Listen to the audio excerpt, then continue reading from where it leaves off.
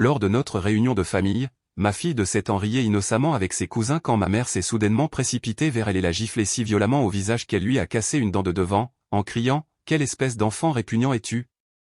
Tu es si horriblement bruyante. Je suppose qu'on s'attend à ce que tu sois odieuse comme ta mère, une sangsue inutile. » Ma sœur a ricané avec sadisme, seulement sa dent, a dit Camille, assez fort pour que tout le monde l'entende. Elle a de la chance que je ne lui ai pas cassé la mâchoire entière à la place. Peut-être que ça lui apprendrait le respect. Tout le monde dans la pièce a commencé à glousser et à applaudir la violence. Je n'ai pas discuté. Je n'ai pas crié. J'ai simplement souri doucement, j'ai pris ma fille avec douceur et j'ai tout documenté en silence tout en appelant la police. En quelques heures, j'avais détruit leur vie entière. Je m'appelle Trina, et ce qui s'est passé lors de la fête du travail de ma famille me hantera à jamais. Non pas à cause de ce qu'ils ont fait à ma fille, Ruby, mais à cause de ce que j'ai découvert que j'étais capable de faire quand on me poussait à bout. Laissez-moi commencer depuis le début. Ma relation avec ma famille a toujours été compliquée. Ma mère, Gertrude, est une narcissique contrôlante qui ne manquait jamais une occasion de critiquer mes choix de vie. Elle détestait que j'ai divorcé de mon ex-mari violent, Bren, il y a 3 ans et que j'ai reconstruit ma vie en tant que mère célibataire. Elle détestait particulièrement que je sois retournée à l'école pour devenir assistante juridique et que je sois enfin financièrement indépendante. Ma sœur, Camille, a toujours été l'enfant chéri, mariée à un comptable prospère nommé Vincent, vivant dans une grande maison de banlieue avec 2 enfants qu'elle prétend être des anges au comportement parfait. Elle s'est donnée pour mission de prouver que je suis un échec en tant que mère, faisant constamment des remarques désobligeantes sur l'énergie et la personnalité de Ruby. Le reste de ma famille élargie, ma tante Margaret, mon oncle Bob et divers cousins, a toujours suivi l'exemple de Gertrude. Si elle décidait que quelqu'un méritait d'être critiqué, ils se jetteraient tous dessus comme des vautours. J'ai enduré des années de leurs commentaires passifs-agressifs et d'insultes directes, mais j'ai continué à me présenter aux événements familiaux parce que je voulais que Ruby ait une relation avec sa famille élargie. C'était ma première erreur. La fête du travail avait lieu chez Gertrude comme d'habitude. Elle avait passé des semaines à planifier ce barbecue élaboré, invitant tout le monde à admirer sa pelouse parfaitement entretenue et sa cuisine récemment rénovée. J'ai failli ne pas y aller. Ruby était excitée à l'idée d'aller au musée des sciences à la place, mais Gertrude m'avait spécifiquement demandé d'apporter ma fameuse salade de pommes de terre, et je ne voulais pas avoir à gérer la culpabilité qui suivrait si je refusais. Quand nous sommes arrivés, tout semblait assez normal. Ruby est partie jouer avec ses cousins, Jake et Sophie, dans le jardin pendant que j'aidais à installer les tables et les chaises.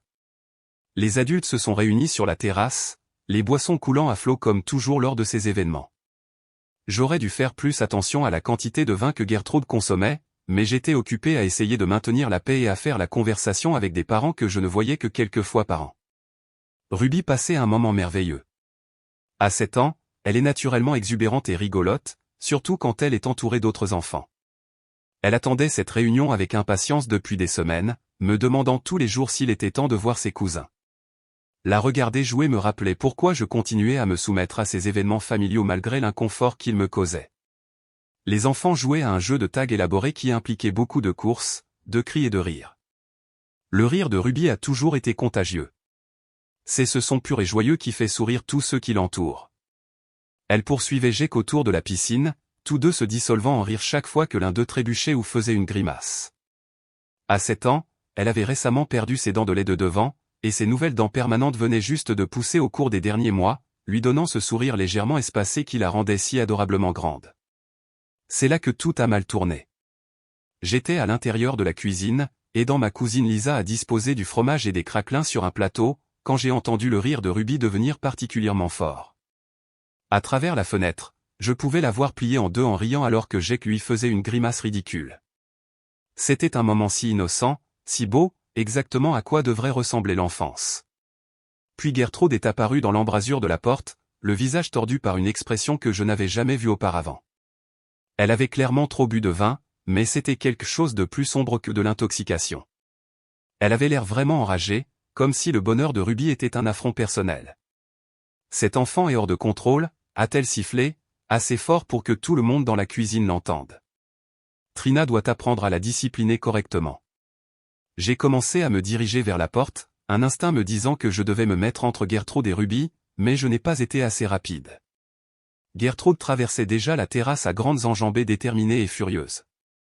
Ce qui s'est passé ensuite s'est déroulé au ralenti, mais c'est aussi produit si vite que je n'ai pas pu réagir à temps.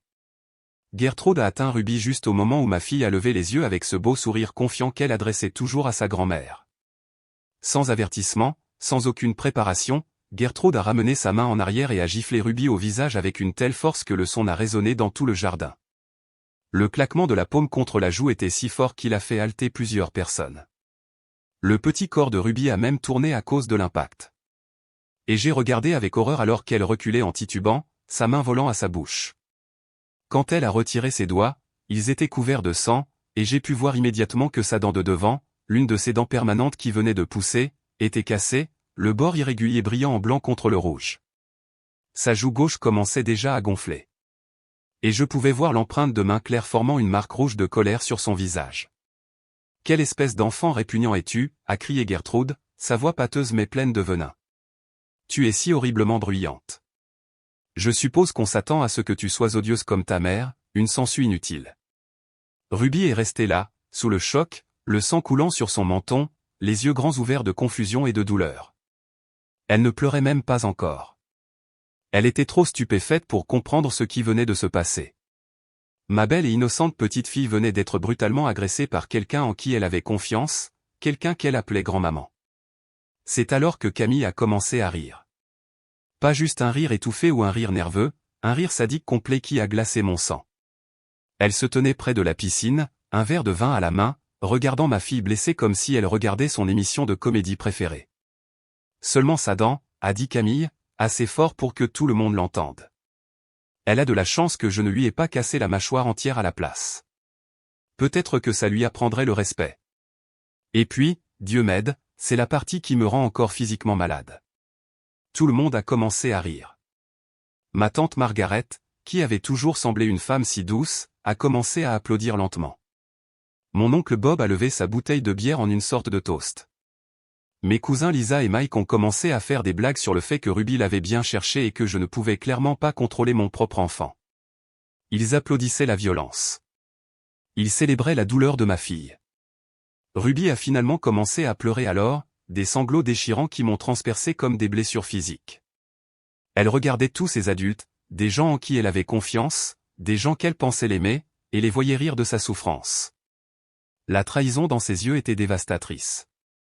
Chaque instinct maternel que je possédais hurlait de traverser la terrasse et de commencer à donner des coups de poing.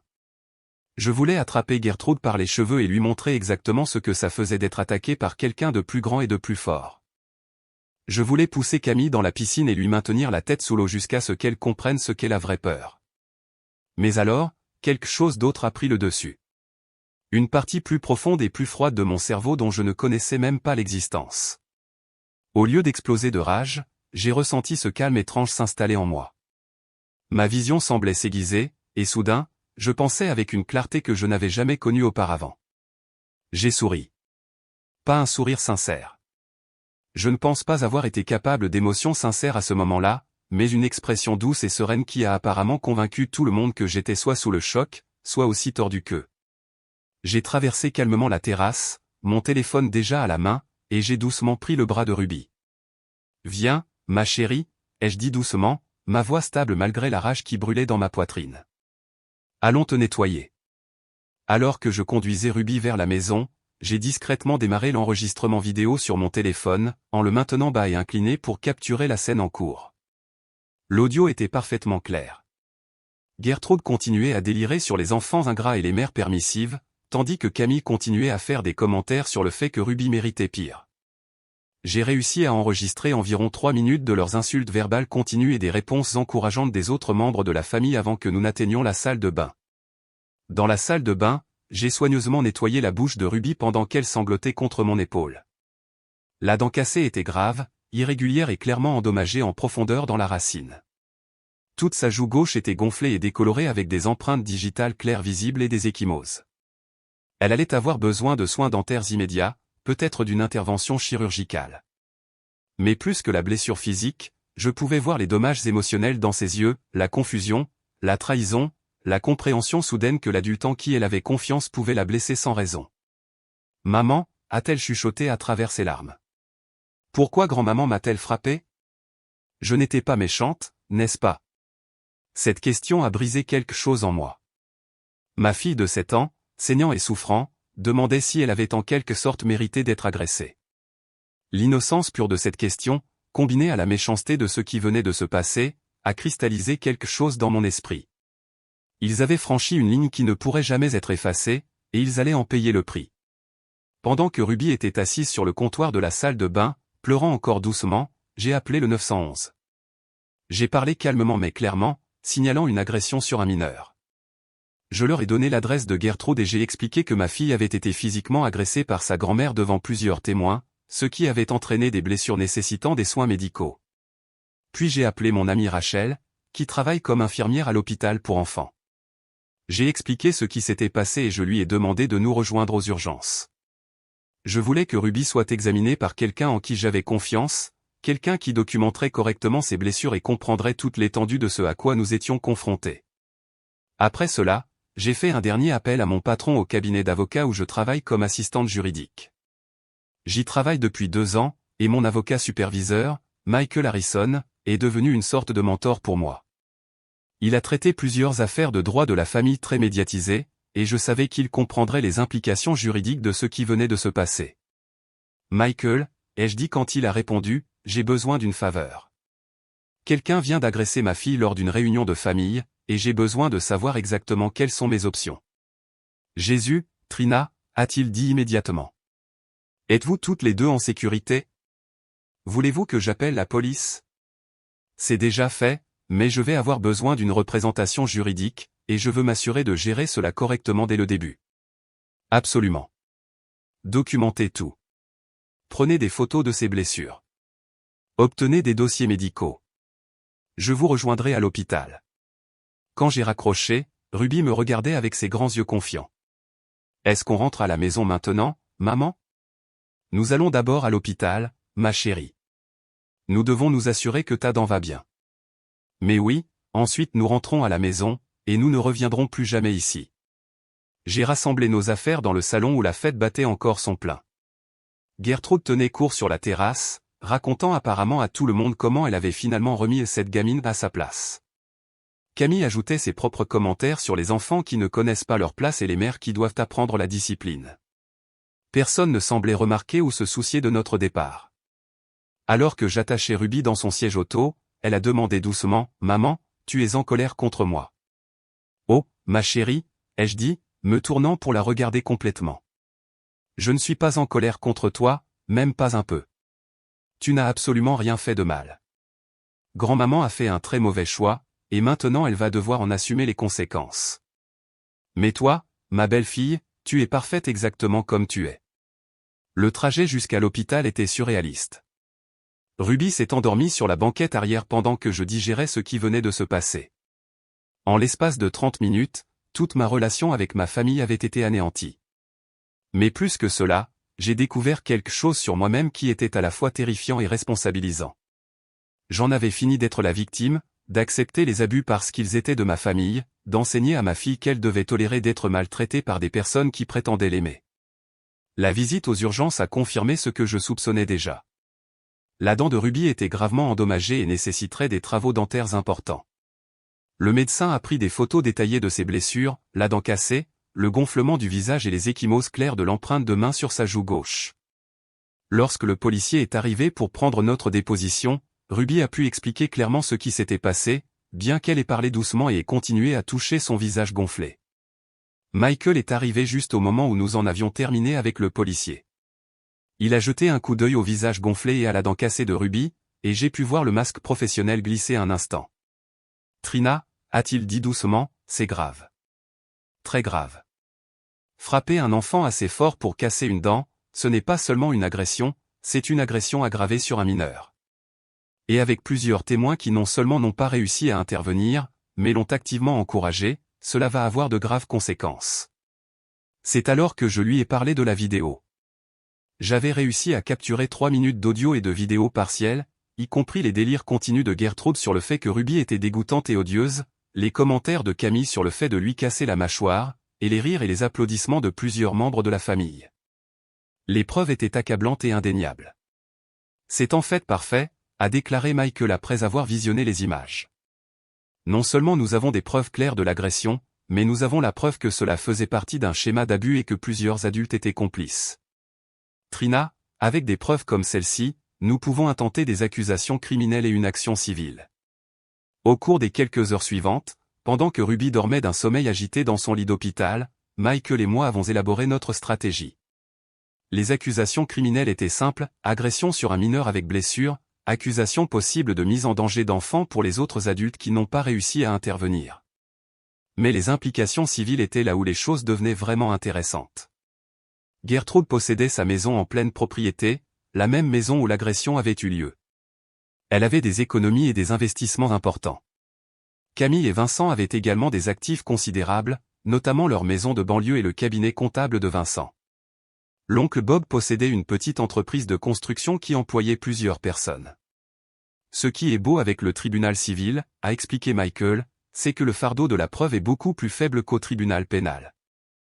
Avec cette preuve vidéo, nous pouvons démontrer non seulement l'agression, mais un schéma de violence émotionnelle et d'infliction délibérée de détresse émotionnelle. Nous parlons potentiellement de centaines de milliers de dollars de dommages-intérêts. Mais je voulais plus que de l'argent. Je voulais qu'ils comprennent ce que ça faisait de voir leur monde entier bouleversé sans avertissement. Le lendemain matin, pendant que Ruby était à son rendez-vous dentaire d'urgence pour se faire poser une couronne temporaire, j'ai commencé à passer des appels.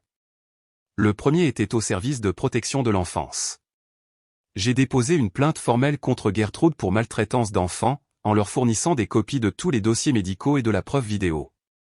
J'ai également dénoncé Camille pour ne pas être intervenue et pour avoir réellement encouragé la violence contre un enfant. Les services de protection de l'enfance prennent ce genre de signalement au sérieux, surtout lorsqu'il existe des preuves claires et une documentation médicale. Ils ont ouvert une enquête et ont programmé des entrevues préliminaires pour la semaine suivante avec des visites à domicile à effectuer dans les 30 jours, comme l'exige la loi de l'État. Puisque Camille avait ses propres enfants, Jake et Sophie, qui avaient été témoins de l'agression, les services de protection de l'enfance devaient évaluer s'ils étaient en sécurité sous ses soins. Mon deuxième appel a été à la compagnie d'assurance habitation de Gertrude. J'ai déposé une réclamation pour l'agression qui s'était produite sur sa propriété, expliquant que je demanderais des dommages-intérêts pour les frais médicaux, la douleur et la souffrance, et le traumatisme émotionnel. Les compagnies d'assurance détestent les réclamations en responsabilité civile, surtout celles impliquant de la violence contre des enfants. Je savais que cela déclencherait une enquête et pourrait entraîner l'annulation de sa police. Ensuite, j'ai appelé l'employeur de Vincent. Il travaillait pour une grande entreprise de comptabilité qui s'enorgueillissait de son image favorable à la famille et de son implication dans la communauté. J'ai parlé à leur service des ressources humaines et j'ai expliqué que l'un de leurs comptables principaux était marié à quelqu'un qui avait encouragé la violence contre un enfant et avait ri en regardant une fillette de 7 ans être brutalement agressée. Nous vous remercions d'avoir porté cela à notre attention, m'a dit le représentant des ressources humaines.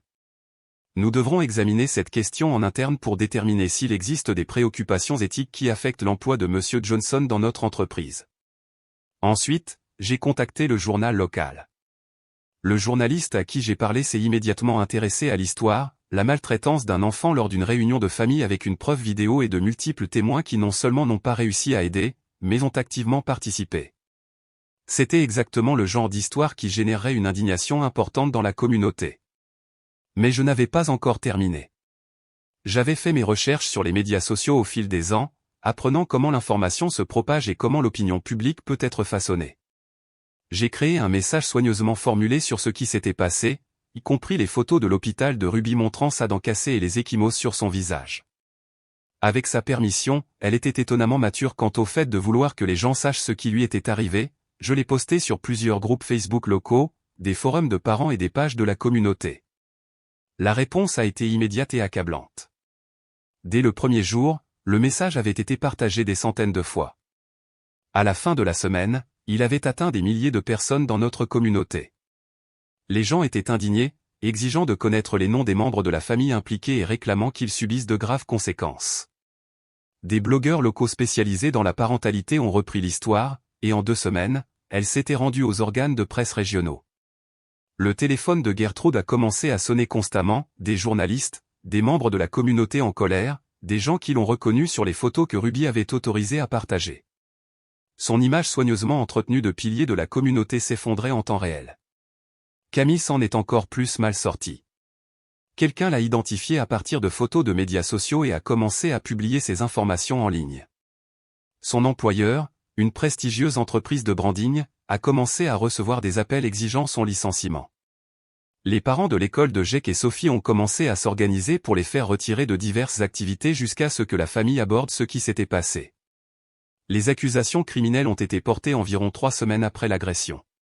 Gertrude a été arrêtée à son domicile, accusée d'agression aggravée sur un mineur et de mise en danger d'enfant. Les médias locaux ont largement couvert son arrestation, la montrant menottée sous les yeux des voisins depuis leur cour. Camille a été accusée de complicité après le fait et de contribution à la délinquance d'un mineur. L'oncle Bob, la tante Margaret et mes cousins ont tous reçu des citations à comparaître pour non-déclaration de maltraitance d'enfants, ce qui était exigé par la loi dans notre État lorsqu'elle était témoignée par des adultes. La poursuite civile a également progressé rapidement. Michael a demandé des injonctions d'urgence interdisant à quiconque de les contacter Ruby ou moi, et nous avons entamé le processus de recherche de dommages-intérêts pour les frais médicaux, le traumatisme émotionnel et les dommages punitifs pour la nature délibérée de l'agression.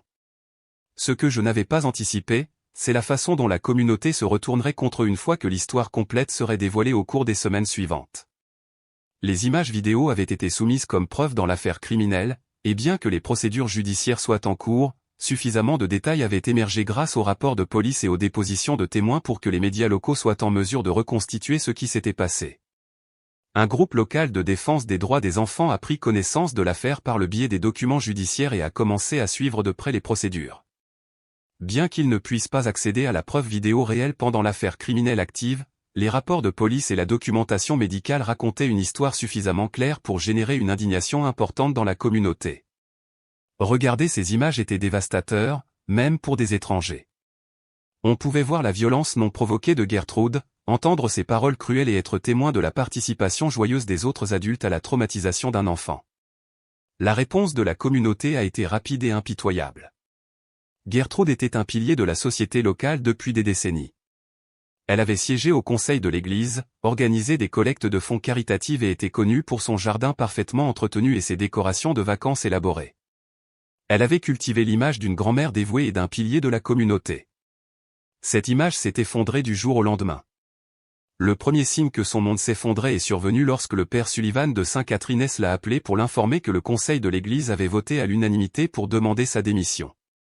Plusieurs paroissiens avaient menacé de cesser d'assister aux offices si elle restait à la direction.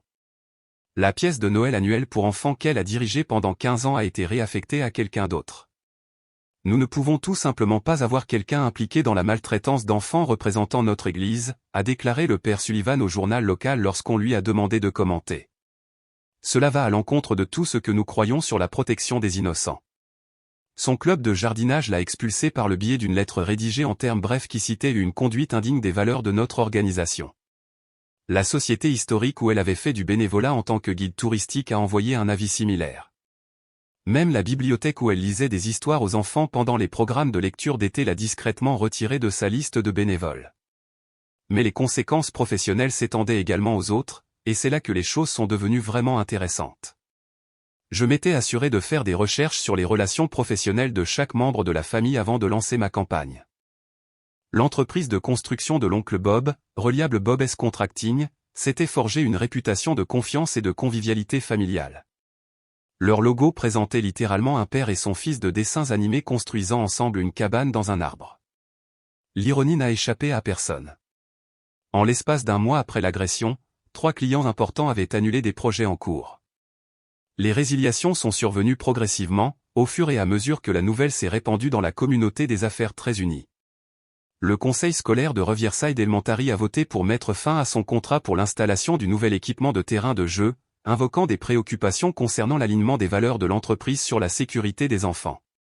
2 semaines plus tard, une association locale de propriétaires a retiré son contrat pour les améliorations de quartier. Et le mois suivant, le comté a décidé de ne pas renouveler leur soumission pour les travaux d'entretien des routes. Nous ne pouvons pas en toute conscience continuer à travailler avec une entreprise dont le propriétaire a participé à la célébration de la violence contre un enfant, a expliqué Janet Collins, la présidente du conseil scolaire, lors d'une réunion télévisée. La sécurité et le bien-être de nos enfants doivent passer en premier. Bob a essayé de se distancer de l'incident, affirmant qu'il était ivre et qu'il n'avait pas vraiment compris ce qui se passait. Mais la vidéo le montrait clairement en train de lever sa bouteille de bière dans ce qui semblait être un toast après que Ruby ait été frappé. Les stations de nouvelles locales ont diffusé ce clip à plusieurs reprises, et il est devenu un symbole embarrassant de complicité adulte et de maltraitance d'enfants. Ces tentatives de contrôle des dommages n'ont fait qu'aggraver les choses. Il a publié des excuses décousues sur la page Facebook de l'entreprise qui a réussi d'une manière ou d'une autre à me blâmer pour avoir créé un drame familial, tout en affirmant qu'il était vraiment désolé pour tout malentendu. Le message a reçu plus de 800 commentaires en colère avant qu'il ne le supprime, mais des captures d'écran avaient déjà été partagées sur plusieurs plateformes. La situation de Camille était encore plus complexe parce que ses enfants fréquentaient la prestigieuse Meadowbrook Academy, où de nombreux parents payaient des frais de scolarité considérables, précisément en raison de l'accent mis par l'école sur le développement du caractère et les politiques anti-intimidation. Lorsque la nouvelle s'est répandue qu'un de leurs parents avait ri en regardant un enfant être agressé, la communauté des parents a éclaté. Cela a commencé par des conversations chuchotées au moment du ramassage, mais a rapidement dégénéré en plainte formelle déposée auprès de l'administration de l'école. Les parents ont exigé que Jake et Sophie soient retirés de l'école, arguant que le comportement de leur mère violait les normes de conduite familiale énoncées dans l'accord d'inscription. La situation a atteint un point de rupture lors d'une réunion houleuse de l'association parents-enseignants environ 6 semaines après l'incident.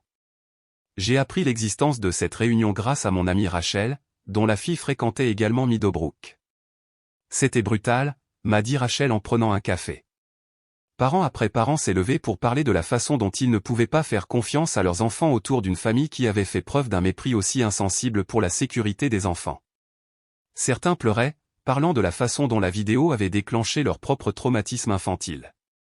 La directrice avait l'air de vouloir disparaître. L'école s'est retrouvée dans une position impossible. Bien que Jake et Sophie n'aient rien fait de mal, les actions de leur mère avaient créé un environnement toxique qui affectait d'autres familles. Plusieurs parents ont menacé de retirer leurs enfants si la famille Johnson restait inscrite. La solution que l'école a trouvée était créative mais dévastatrice pour Camille. Ils ont offert de permettre à Jake et Sophie de terminer le semestre, mais ont exigé que Camille signe un accord stipulant qu'elle n'aurait aucune participation dans les activités scolaires, qu'elle ne pourrait assister à aucun événement scolaire et qu'elle ne serait pas autorisée sur le campus, sauf en cas d'urgence. De plus, Vincent devrait être le seul point de contact pour toutes les questions liées à l'école. Pour une femme qui avait bâti son identité sur le fait d'être une mère impliquée et performante, ce fut un coup dur. Camille avait été maman de classe, trésorière de l'association parents-enseignants et chef du comité de collecte de fonds. Elle avait organisé des fêtes de classe élaborées et coordonné la foire de printemps annuelle. Soudain, elle était persona non grata à l'école de ses propres enfants. L'isolement social s'est étendu bien au-delà de l'école. Jake et Sophie se sont retrouvés non invités aux fêtes d'anniversaire et aux rendez-vous de jeu. Les parents qui avaient été amicaux avec Camille pendant des années ont commencé à traverser la rue pour l'éviter à l'épicerie. Le club de campagne où la famille était membre a reçu tellement de plaintes qu'ils ont discrètement suggéré à Camille de prendre une pause temporaire de l'utilisation des installations.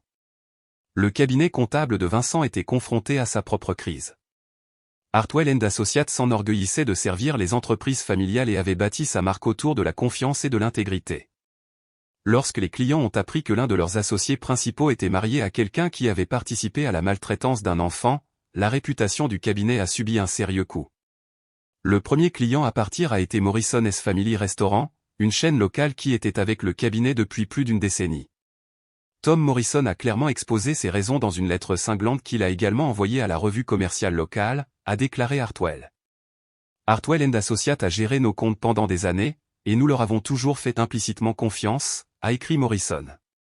Cependant, des événements récents ont montré qu'au moins un de leurs partenaires manque du caractère moral que nous exigeons dans nos relations commerciales. Nous ne pouvons pas continuer à travailler avec un cabinet qui emploie quelqu'un marié à une personne qui a célébré la violence contre un enfant. D'autres clients ont suivi au cours des 2 mois suivants. La Children's Hospital Foundation a mis fin à son contrat, tout comme 3 églises locales et une garderie. La spécialisation du cabinet dans les entreprises familiales est devenue un passif lorsque les clients axés sur la famille ont décidé qu'ils ne pouvaient pas faire confiance à quelqu'un qui tolérait la maltraitance d'enfants dans sa propre famille. Vincent s'est retrouvé effectivement mis en quarantaine au sein de son propre lieu de travail. Les collègues l'évitaient lors des réunions et il a été discrètement retiré des postes en contact avec les clients. L'associé directeur du cabinet, Richard Hartwell, a clairement indiqué que l'avenir de Vincent au sein de l'entreprise était sérieusement compromis. Nous ne sommes pas seulement des comptables, a expliqué Hartwell au personnel lors d'une réunion d'urgence. Nous sommes des conseillers de confiance pour les familles et les entreprises. Cette confiance a été compromise, et nous devons décider comment aller de l'avant. L'écriture était sur le mur. Vincent pouvait soit démissionner volontairement, soit faire face à un licenciement pour conduite préjudiciable à la réputation du cabinet. Quoi qu'il en soit, sa carrière chez Hartwell & Associates était terminée. Pendant ce temps, ma cousine Lisa était confrontée à ses propres conséquences à l'organisme à but non lucratif où elle travaillait comme coordonnatrice du développement. Le Sunshine Children's Fund, qui collectait des fonds pour la recherche sur le cancer pédiatrique, ne pouvait pas se permettre d'avoir un employé associé à la maltraitance d'enfants. L'ironie de voir quelqu'un qui collectait des fonds pour aider les enfants malades participer à l'agression d'un enfant en bonne santé n'a pas échappé à leur conseil d'administration. Lisa a été mise en congé administratif en attendant une enquête, mais tout le monde savait que ce n'était qu'une mesure de façade avant son inévitable licenciement. Les principaux donateurs de l'organisation avaient déjà commencé à poser des questions sur son maintien en poste.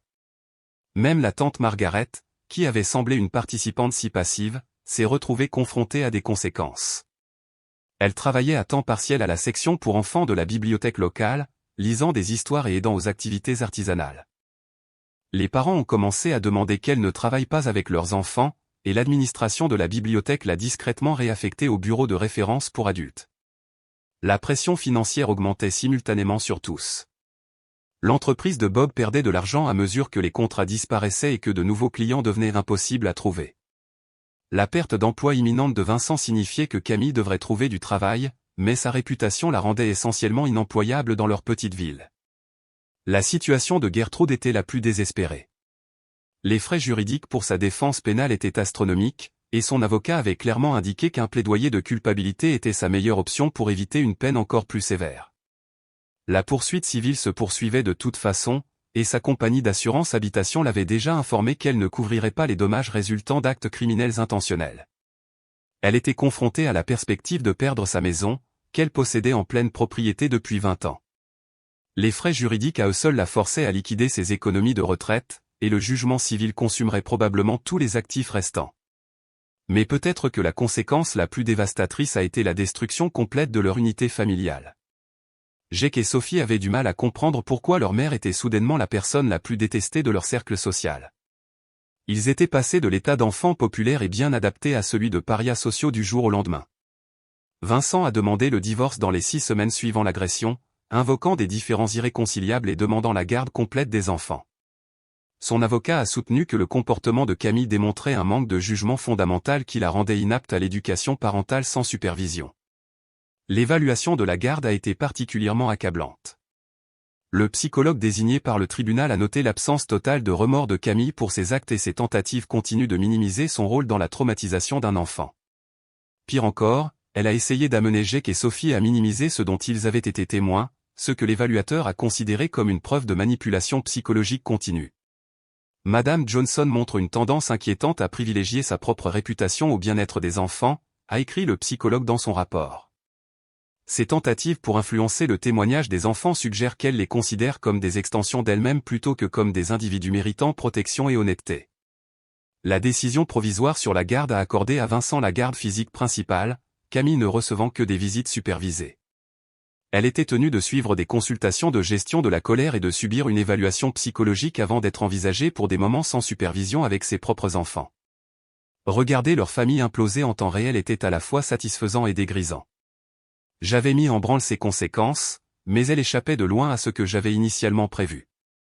L'indignation de la communauté avait pris sa propre vie, créant un niveau de destruction sociale qui dépassait tout ce que j'aurais pu orchestrer moi-même. Mais la véritable destruction se produisait en dehors du système juridique. La compagnie d'assurance de Gertrude a commencé son enquête immédiatement après que j'ai déposé la réclamation, mais le processus a pris plusieurs semaines. Initialement, ils ont couvert ses frais de défense juridique en attendant leur enquête. Cependant, une fois qu'ils ont déterminé que l'agression était un acte criminel intentionnel plutôt qu'un accident, ils ont envoyé une lettre de refus formelle indiquant qu'ils ne couvriraient aucun dommage lié à l'incident. Sans couverture, elle était personnellement responsable de tous les dommages civils, et il s'est avéré presque impossible de trouver une nouvelle compagnie d'assurance disposée à couvrir quelqu'un avec une affaire pénale active. Sa réputation dans la communauté a été complètement détruite. On lui a demandé de démissionner de ses postes de bénévole à l'église et à la société historique locale. Vincent a perdu son emploi lorsque son cabinet a déterminé que la publicité négative affectait ses relations avec les clients. Plusieurs clients avaient spécifiquement demandé qu'il ne travaille pas sur leur compte après avoir appris son lien avec l'agression. Sans ces revenus, Camille et Vincent ont eu du mal à effectuer leurs paiements hypothécaires. L'entreprise de construction de l'oncle Bob a souffert à mesure que la nouvelle s'est répandue dans la communauté. Plusieurs contrats ont été annulés, et il est devenu de plus en plus difficile de trouver de nouveaux clients. Le bureau local des permis de construire a même commencé à examiner ses projets plus attentivement, apparemment motivé par la pression de la communauté. La campagne sur les médias sociaux avait pris sa propre vie. Les groupes de parents locaux ont organisé des boycotts de toute entreprise associée à la famille.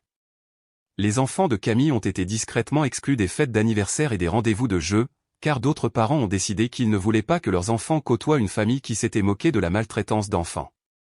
En l'espace de 6 semaines après l'agression, j'avais effectivement entamé le processus qui détruirait toute leur base sociale et financière. L'impact total prendrait des mois à se dérouler complètement. Mais le moment qui a vraiment fait ressortir ce que j'avais accompli est survenu lors d'une audience préliminaire pour l'affaire pénale de Gertrude 8 mois après l'agression. J'étais assise dans la salle d'audience avec Ruby, qui avait insisté pour venir affronter sa grand-mère au tribunal. Elle portait une couronne permanente sur sa dent réparée, bien que le dentiste nous ait averti qu'elle aurait besoin de travaux supplémentaires au fur et à mesure de sa croissance. Quand Gertrude a été amenée, portant une combinaison orange et des menottes, elle avait l'air d'avoir vieilli de 10 ans. Ses cheveux parfaitement coiffés étaient gras et en désordre. Son maquillage était étalé, et elle avait le regard creux de quelqu'un qui n'avait pas dormi depuis des jours. Elle a vu Ruby et moi dans la galerie et a essayé de marmonner quelque chose, des excuses peut-être, ou une demande de pardon. Mais Ruby l'a juste regardé avec ses yeux sages et sérieux et a secoué la tête lentement. « Je ne te pardonne pas, grand-maman », a dit Ruby doucement, mais assez fort pour que Gertrude l'entende. « Tu m'as blessé, et tu m'as fait peur, et tu as fait que tous les autres me blessent aussi. Maman dit que le pardon est important, mais pas avant que les gens soient vraiment désolés et essaient d'améliorer les choses. » Gertrude a commencé à pleurer alors, des sanglots laids et désespérés qui ont résonné dans toute la salle d'audience. Mais je n'ai rien ressenti, aucune sympathie, aucun regret, aucune satisfaction, juste une froide certitude que j'avais fait exactement ce qu'il fallait faire. Les affaires pénales se sont déroulées comme prévu au cours des mois suivants. Gertrude a plaidé coupable pour éviter un procès, recevant 18 mois de prison et 5 ans de probation. Elle a également été tenue de verser une indemnisation complète pour les frais médicaux de Ruby et de suivre une thérapie obligatoire pour la gestion de la colère et la toxicomanie. Camille a reçu une probation et des travaux d'intérêt général, mais les conséquences sociales avaient déjà détruit son mariage. Vincent a demandé le divorce 6 mois après l'agression, demandant la garde complète de Jake et Sophie. Le tribunal lui a accordé la garde principale après avoir examiné la preuve du comportement de Camille pendant l'agression. La poursuite civile a pris près de 2 ans à se résoudre complètement, mais le règlement a été suffisamment important pour couvrir les soins dentaires et la thérapie continue de Ruby, avec suffisamment d'argent pour financer ses études universitaires. Plus important encore, cela a envoyé un message clair que les actions ont des conséquences, même au sein des familles.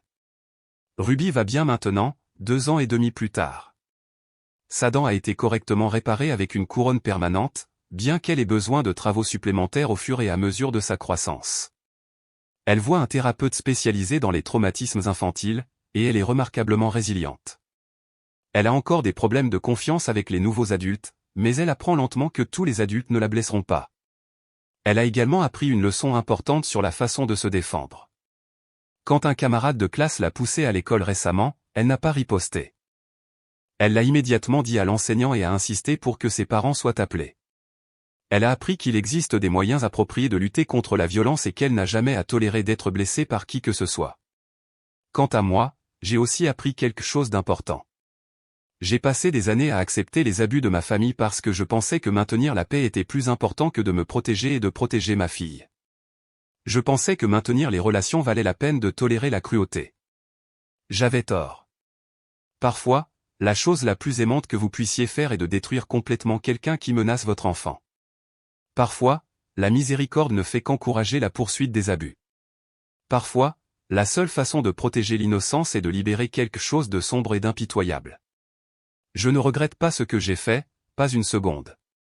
Ruby me demande parfois si la grande famille me manque, si je suis triste que nous n'allions plus aux réunions de famille. Je lui dis la vérité, que la famille n'est pas une question de sang. Il s'agit d'amour, de protection et de gentillesse. Nous avons une famille maintenant qui ne comprend que nous deux, plus les amis et la famille choisie qui se soucient vraiment de nous. C'est plus petit qu'avant, mais c'est infiniment mieux. Gertrude a été libérée de prison le mois dernier après avoir purgé 15 mois de sa peine de 18 mois. Elle a écrit plusieurs lettres demandant à voir Ruby, promettant qu'elle a changé et qu'elle est désolée. J'ai renvoyé chaque lettre non ouverte. Certains ponts, une fois brûlés, ne peuvent jamais être reconstruits. Camille envoie des cartes d'anniversaire qui vont directement à la poubelle. L'oncle Bob essaie occasionnellement de nous contacter par le biais de connaissances communes, espérant apparemment réparer la famille. Il ne semble pas comprendre que la famille a été irrémédiablement brisée au moment où ils ont choisi de célébrer la douleur de ma fille. Je suis devenu une sorte de légende locale parmi les mères célibataires. Des femmes me contactent régulièrement, me demandant des conseils sur la façon de protéger leurs enfants contre les membres de la famille violents, sur la façon de documenter les preuves, sur la façon de naviguer dans le système juridique. Je leur dis toujours la même chose, documentez tout, faites confiance à votre instinct et n'acceptez jamais la famille comme excuse pour les abus. Parce que voici ce que j'ai appris en détruisant toute la vie de ma famille, parfois, la seule façon de sauver les personnes que vous aimez est de devenir quelqu'un que vous n'auriez jamais pensé pouvoir être. Parfois, protéger l'innocence nécessite de libérer quelque chose de sombre et d'implacable. Et parfois, la vengeance la plus douce consiste simplement à permettre aux conséquences de se produire naturellement, puis à regarder d'une distance de sécurité alors que les propres actions de quelqu'un détruisent tout ce qu'il a construit. Ruby est en sécurité maintenant. Elle est heureuse. Elle est aimée, et elle sait avec une certitude absolue que je la protégerai toujours, quoi qu'il m'en coûte. Cela vaut plus que toute relation familiale, toute connexion sociale, tout montant d'argent ou de réputation. Ils pensaient qu'ils pouvaient blesser mon enfant et ne pas subir de conséquences. Ils ont appris le contraire. Et s'ils la menacent à nouveau, ils découvriront que ce que j'ai fait avant était de la miséricorde comparé à ce dont je suis capable maintenant.